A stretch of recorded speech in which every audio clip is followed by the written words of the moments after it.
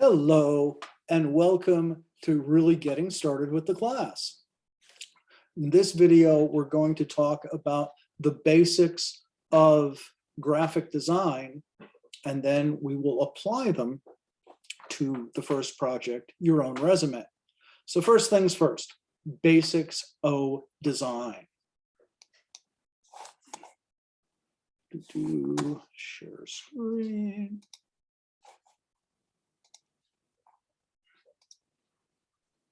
Okay, we are sharing the screen. Okay, good design is easy as 1, 2, 3. Learn the principles, they're simpler than you think. Recognize when we're not using them, put them into words and apply the principles. That's what we'll talk about. But look at that versus good design. Boom, easy as 1, 2, 3. You see exactly how the material is organized and how it is presented. Again, difference here, crappy design or no design. By the way, centering 9 out of 10 times avoid, because people read from left to right and up to down. So you make it go this way, then that way, and this way, and that way. That's like eating corn on the cob. Anyway, so here's what we really do. Introduction, probably with a cat. I did have one. And now basics of design. What is the goal of publication design? And I said publication design because it's different from movie design when you're designing a whole set, or theatrical design, or artistic design. Publication design is here to use a publication to send a message, and that's the important thing. Set the tone, so it organizes material, set the tone of your message, convey the material effectively, and remember, like I said, people read design visually, top, left to right, top to bottom. So even look at this. Material is not great organized. Material is very well organized. Personality, boom, good design, big headline, we're about good design. See, that's setting the personality or tone. Conveys the material effectively. Good design, easy as 1, 2, 3. Good design is easy. It doesn't effectively visually convey the message. This does. Okay. It's not about being pretty. Sometimes people say, ooh, design needs to be attractive, and it's in the course description. But a messy, nasty, ugly design may be effective if you're doing an ad for a punk band and we don't care. It should be messy. A busy design, if there's a lot of bells and whistles and colors, may be attractive, but it's hard to read. So it's important to have things simple. Now, if something's really cool, they may be drawn into it and really want to read it. But for people to want to read a busy, complicated design, it better be bloody good. And remember, just because you like a design doesn't mean others will. For example, Israelis and Arabic speakers read right to left. So when they see a line going this way, it's an uphill line. When we see it that way, it's a downhill line. That matters. Here's a couple of short videos. Depending on the elements at play. I queued it up, okay. The fundamentals of design are the basis of every visual medium, from fine art to modern web design. Even small details, like the fonts that make up most compositions. What do these examples have in common? Some very basic elements, including line, shape, form, texture, and balance. They might not seem like much on their own, but together, they're part of almost everything we see and create. The fundamentals can be intimidating, especially if you don't consider yourself an artist. However, there's a lot they can teach you about working with different assets and creating simple visuals from scratch. Let's start at the beginning with simple.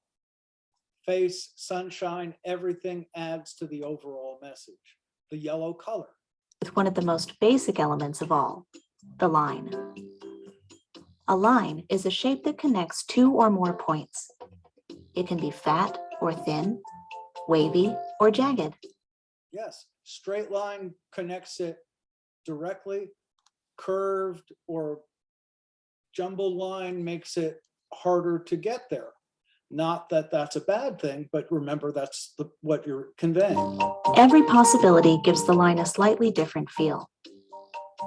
Lines appear frequently in design, for example, in drawings and illustrations, and graphic elements like textures and patterns.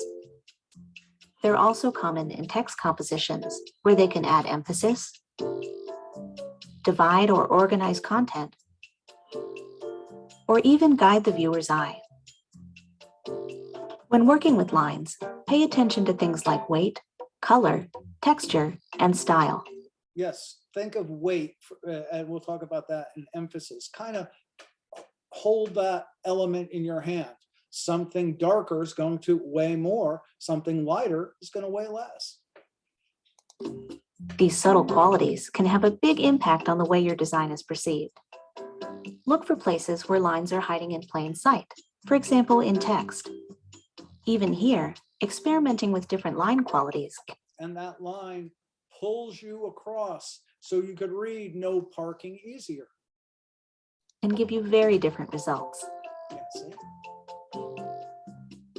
A shape is any two-dimensional area with a recognizable boundary. This includes circles, squares, triangles, and so on. Shapes fall into two distinct categories: geometric, or regular, and organic, where the shapes are more free-form. Shapes are a vital part of communicating ideas visually. They give images heft and make them recognizable. We understand street signs, symbols, and even abstract art largely because of shapes. Shapes have a surprising number of uses in everyday design. They can help you organize or separate content, create simple illustrations, or just add interest to your work. Shapes are important because they're the foundation of so many things. Learn to look for them in other designs, and soon you'll start seeing them everywhere. When a shape becomes 3D, we call it a form. Forms can be three-dimensional and exist in the real world, or they can be implied, using techniques like light, shadow, and perspective to create the illusion of depth. In two-dimensional design, form makes realism possible. Without it, a bouncing rubber ball is just a circle. A 3D building is just a series of rectangles. Even flat designs use subtle techniques to hint at form and depth. In everyday compositions, the purpose of form is the same, but on a smaller scale. For example, a simple shadow can create the illusion of layers, or give an object a sense of place. Basic forms can bring a touch of realism to your work, a powerful tool when used in moderation. Texture is the physical quality of a surface. Like form, it can be three-dimensional, something you can see and touch, or it can be implied, suggesting that it would have texture if it existed in real life. In design, texture adds depth and tactility to otherwise flat images. Objects can appear smooth, rough, hard, or soft, depending on the elements at play. For beginners, textures make great background images and can add a lot of interest to your work. Look closely, and you may find texture in unexpected places, like distressed fonts and smooth, glossy icons. Just be careful not to go overboard. Too much text. Too much busy detracts from your message. Make sure if you play with colors and textures that they add to your message. These cracks say, we're cracked at this place. Why would you want to go to a cracked place? Texture in a single design can quickly Maybe a crack house, but I don't want to know about that. Become overwhelming. Balance is the equal distribution of visual weight. In other words, how much any one thing attracts the viewer's eye. Balance can be affected by many things, including color, size, number, and negative space. Mastering balance can be tricky for beginners because it does take some intuition. Luckily, the design world is full of examples that can help you understand its different. See, you have your dominant element, and we'll talk about that even in this assignment. You start with beaches and you read across and you see a picture of a beach. It's balanced, but it also moves. Different iterations. Symmetrical designs are the same or similar on both sides of an axis. They feel balanced because each side is effectively the same, if not identical. Asymmetrical designs are different, but the weight is still evenly distributed. The composition is balanced because it calls attention to the right things. Many people use a strategy called the rule of thirds. This imagines your work area divided into a 3x3 grid. The focal point of the image is placed. You notice rule of thirds? I am sitting off center. I am sitting on that line which holds the whole thing together. This is not an accident.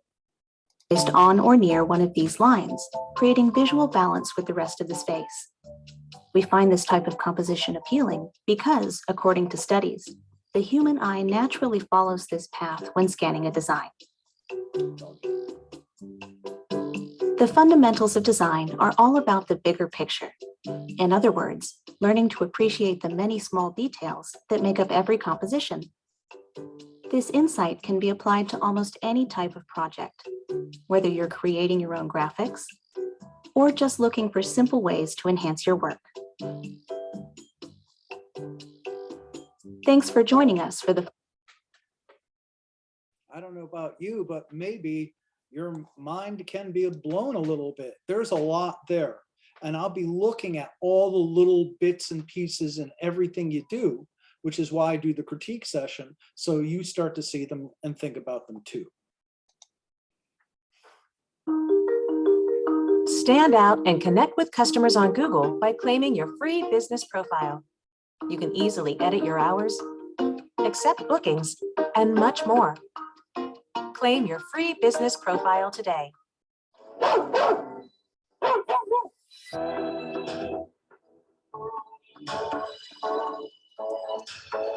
That's creepy. I was looking this up. My dog's been barking earlier in the morning, and you'll probably see her. And here is an ad for it. Woo-wee-oo. They have your information.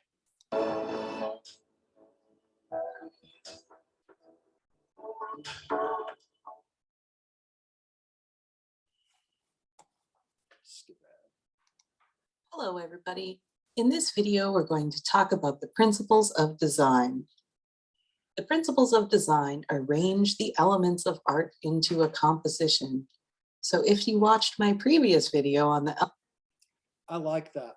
You are composing the same way a musician composes, using notes for emphasis and space between the notes. When you're doing graphic design, you're doing composition. Elements of art, you would have heard that the elements of art are a lot like the ingredients of a recipe. Well, the principles of design are like the instructions or the directions for a recipe. So you might have all the ingredients, but that doesn't mean you know what to do with them. And that's where the principles of design come in. You might ask yourself, okay, well, this takes a while. We'll skip ahead to some of it. Thirds. So here we have an image by the master printer Hokusai, and we're going to use what happened to be the rule of thirds.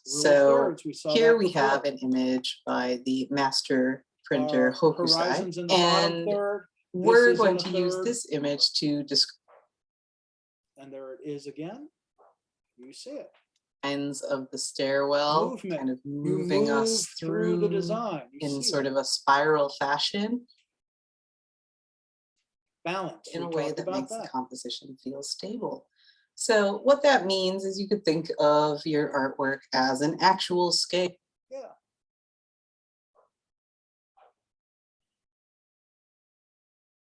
Asymmetrical. So this one's a little harder to explain because it's not so visually apparent.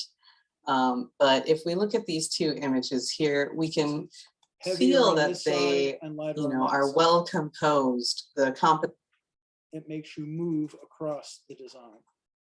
Unity. This is one thing I wanted in It's this another term. particular one. And that would be when we use similar or repeated elements in an artwork to create That pulls things together, but when you break the unity, it says, look at this. This is different. consistency. So we might see repeated marks And I'll get to that shortly in my own little variety. together by being similar. Because if everything's the same, your eye does not move across the page. You just stare at it and you don't see the whole thing. You need some variety. Variety instead uses many different Contrasts, rhythm. rhythm, Music, we think of a beat, right? So repeated generally when we patterns. think of rhythm in art, it also kind of gives us sort of a feeling of moves down. And Moves so we you get this I'll show feeling of that shortly. motion of him Moves you kind of across. moving throughout, and that repetition of him going down Pattern. would include a repeated design. We see patterns all You break the pattern and things stand out. Like right. Now we're going to kind of move away from scale, big things and small things. of the animals here This is why compared to it's good when you do a landscape to have an animal or a tree. That gives you a sense of how big things are. the massive rock We'll talk about that in photography. Proportion. So when we talk about proportion, we're comparing parts of a whole in terms of size. So if you think, Yeah, some things are bigger than small than others. Emphasis. We'll talk a little bit about that, a lot largest or about that most in the rest. detailed area. So when we look at these images here in this painting by Ben Grasso, we want to see what Definitely emphasis here. Hard to tell here. You need something simple. Is it inside or outside? It's kind of busy. grabs your attention right away. What's the Contrast. think about context of things not really fitting in? We could talk about contrast. That breaks again things apart, and if you have a contrast, With it. something's going to stand out. So value contrast obviously would be the amount of difference. Right. High contrast. To look harder when you have a big difference between light and dark values. So for example, black and white are opposite values. So generally when you see things that are like very stark black and white, that would be high contrast. Low contrast is the opposite. So there's not much difference between the lightest and darkest areas, which tends to make the edges look softer. So for example, we might have values that are similar, Foggy but day. not jump out at you quite so much. It's going to be a little more subtle. Mhm. If we look Low at this image, it shows Juxtaposition. last thing how I'm going to things talk about today is juxtaposition. And juxtaposition is probably relate one to of my each other. When you change a font, you're juxtaposing a different font, light or dark, onto your composition, and you're breaking a pattern. or halfway there. I mean, it's super close anyway. That would have been like There's juxtaposition. interesting architecture. So we're seeing a juxtaposition of old and new. And Yep. See, we see these design things everywhere. Get a little bit more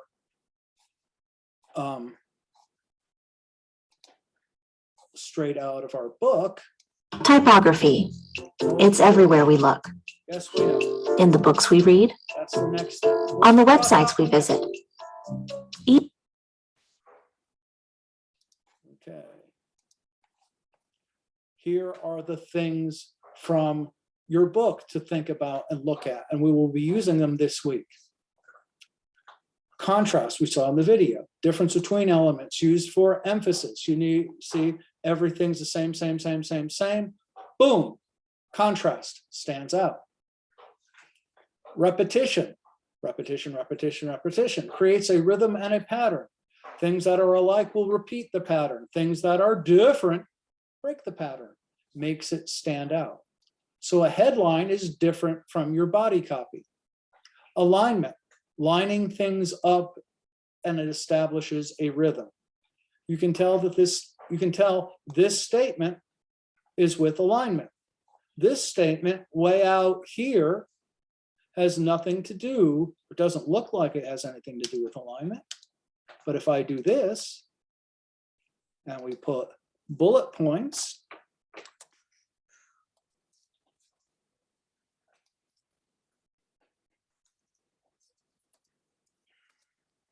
ta-da, they're aligned and you can see how things come together. Proximity, things are close together. You notice I have a space. Space is one of our elements, separates it from the element above it. Proximity, things are close together, work together, they are similar things. But something with no proximity, this isn't close to the statement above, may, and there's a typo in there on purpose, may have no visual relationship. What the heck does this come from?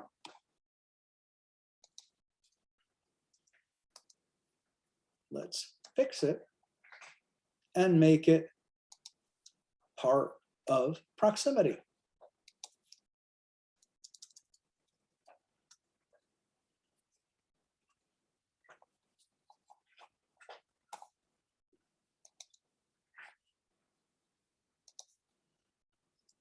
Ta-da. I might even align them a little bit underneath to know they go with proximity.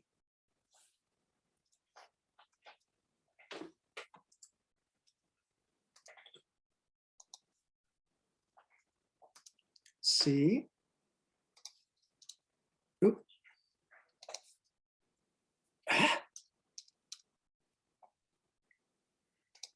Ta-da.